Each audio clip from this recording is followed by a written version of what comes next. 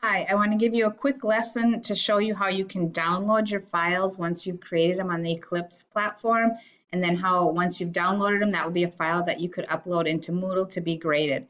So when you get into your Eclipse platform, you're going to notice over here it has File Manager, Templates, Open, Save.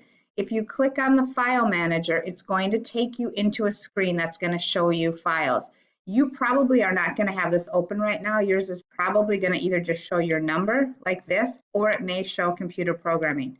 Then you're going to click on the little arrow to open that up, the SRC folder, and then there's you're going to find your Unit 1 Lesson 2 package. When I click on that, my Java file should show up here. I'm going to right click on that and I'm going to say to download that file. And then I want to look where it's downloading. In my case, I'm downloading it to my OneDrive. So if you have a OneDrive and you want to log into it, you can log into your OneDrive. I've saved it in computer programming in a folder called Unit 1. And then I'm going to save it there and I will have it there so I can eventually upload it into Moodle.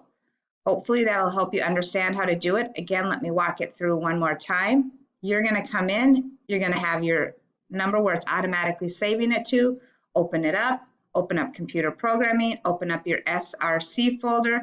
You'll see your Unit 1 Lesson 2 package. When you click on that, your Java file is going to open up here. Right click on that Java file and say download. And then you want to make sure you take note of where you're downloading it to. If I want to change the downloading location, I can go over here and change where I'm downloading it to and pick the spot that I want to download it to.